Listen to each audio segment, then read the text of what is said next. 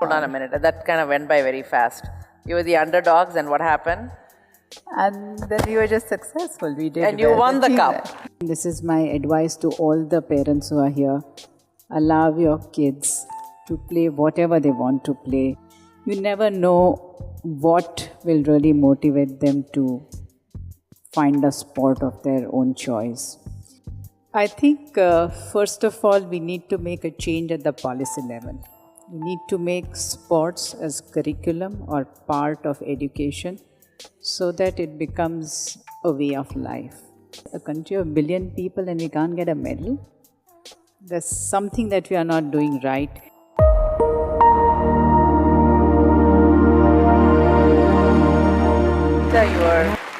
You were, the owner of a very, very small football club, the Chennaiyin Football Club. You get to hang out with MS Dhoni and people like, we have a big Chennai crowd here. Where is it? So, there they are. So, how did you get into this? How did you get into saying, okay, I want to own a football club? You just got up one day and said, I'm going to do it? Or how did you start? How did it start? It was a pure accident, by the way. I never understood anything about football before we bought the club. And I'll give all the credit to my husband, Jalaj, who said, why don't you run a football club? And I was like, what's wrong with you? Are you out of your mind? I didn't even know that there are different positions in football. Since it anyway came on my lap, I said, might as well do it well now. So here I was with all these young, good-looking footballers. It's a good place to be in, by the way. Yeah, I'm going next time to Chennai when she's there. Along with all the fans from here.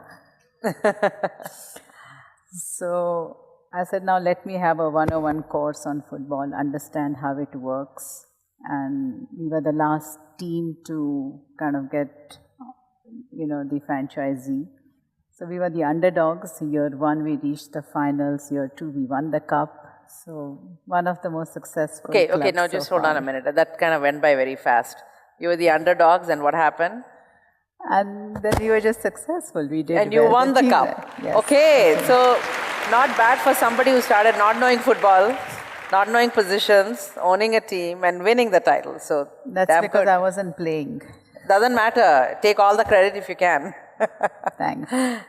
Yeah.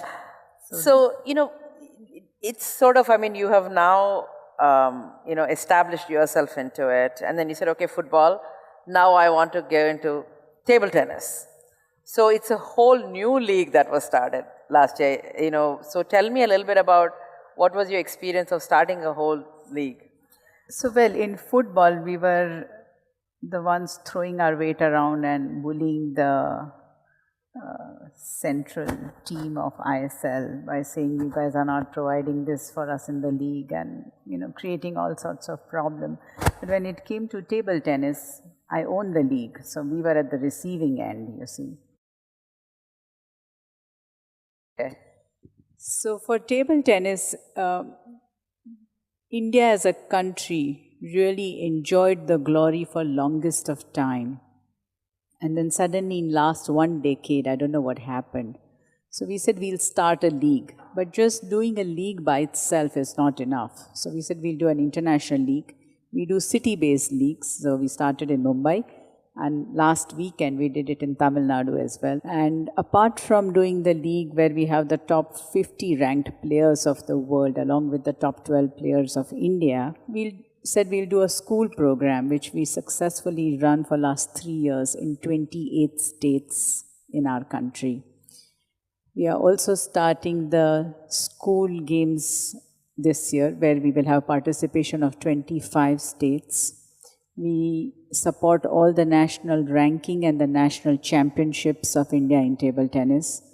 We are going to set up a center of excellence. And we are willing to still do more because no matter how much you do in sports, it's never enough. And it's never enough fun. You always want more. So anyone over here who has a great idea, I know there are very bright young minds over here with a lot of innovation and startups. We are willing to partner with anyone to ensure that India, as a country of billion people, produces champions in any possible sport. Yeah. So, what was your experience in, dealing with that at home? Your son is world number 10 ranked in table tennis or something like that. And how is it to balance his studies, his passion, and also not to mention privilege, right? I mean, it's sort of when you're privileged, how do you have that fire in the belly to be successful? So how do you, and when did you know this is what he wanted to pursue? Did you let him decide? Tell us a little bit about the journey as a mother to let your child find their own way. So in my family, all of us chase our own dreams. And in particularly, we don't expect our children to live our dreams. My son is self-motivated, and he decided to choose to play table tennis, whereby I had only one condition with him. I said, don't ask me to pick up a phone and ask for any favors, especially from Federation, because I'm not going to do it. So you got to earn your own merit and reach the heights that you can. So he started as a swimmer, and well, even before swimming, he used to play about 10 sports in 8 days. And I think this is my advice to all the parents who are here. Allow your kids to play whatever they want to play. Do not tell them that play basketball, play football, play cricket, whatever. You never know what will really motivate them to find a sport of their own choice. So he used to be a swimmer, whereby his coach had promised me that he would reach Olympics. And if he didn't, he would give up his career of teaching. And then we had some family issues whereby he discovered table tennis. He was still not a school champion, leave aside anything else. And he had to make a choice whether he had to play table tennis or continue swimming. And I think at the age of 10, I don't think any kid really has any idea what they want in life. I mean, at my age, I still don't know where am I going. So he decided to continue table tennis, and I said, it's okay. I mean, I was shattered as a mother. Because you're expecting him to be in the Olympics and go there. Absolutely, why not? Yeah. Yes. And then we said, let it be, because if he continues to swim for a few years and gives up thereafter, it'll be even worse, because then he'll have no passion left in life. And since he was self-motivated, he continued through education. It was tough. It's not easy at all, because there's an exhausted child who comes home and then we expect them to do well academically. It's not easy. So we would have these tuition teachers who would come home for him, because there would be times when he would attend about 3 days in a month in school. So he has no clue of what's going on in the class. And the teacher will say, beta, please padhai karo, study for tomorrow's test. And he'll tell the teacher, just chill, don't worry, I'll manage it. So I think when it comes from within, they learn to strike a balance, they learn to figure out and prioritize as to what's most important. Like even now, he goes to NYU, and we met the dean of the Stern School, and the dean asked him as to what's your priority. So he says, frankly, it's not education, it's table tennis. But what I appreciate about him is that he speaks his mind and tells the truth. He doesn't mince around. But even now, when he travels about an hour to train, it's a tough one.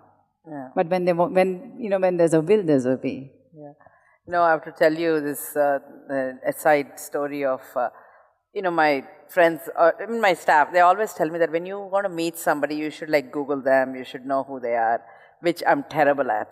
So I know Jalaj, her husband. So I went to meet him.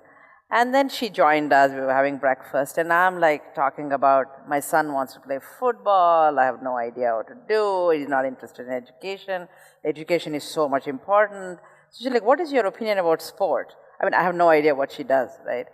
So I'm like, oh, sports are great, but I don't know. I'm just having this existential crisis about, this versus sport, all this. And she leaves. And Jella looks at me and goes, do you know what my wife does? I said, I have no clue what she does. She's running, she owns a football club. And she also, I said, oh shit, and here I'm talking about, is sports really important or not?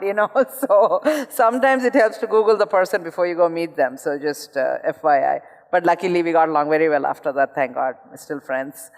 So my last question to you, Vita, is that you're doing all you're a club owner. From there you graduated to, doing a league. And what's your dream? What would you like to see happen in India? And you're starting an academy in Chennai, lot of focus on young children coming into the sport.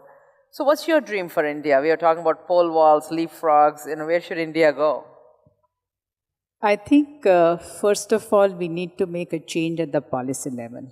We need to make sports as curriculum or part of education so that it becomes a way of life. And I think it's good, many of them will agree that it's important, whether it's for mental well-being or physical well-being. And second is, a country of 1 billion people and we can't get a medal. There's something that we are not doing right. So we have to allow them to really pursue it hard, pursue it well, and make our country proud. And I remember thinking about when China first started playing, it used to be Olympics was ruled by America. And it's really amazing to see somebody who determined. So hopefully India, with people like her and Gopi Chand and Padukone, so many of them focusing on sports, hopefully we will become a sports nation. Thank you so much, Vita. Thank you, Lakshmi. Thank you.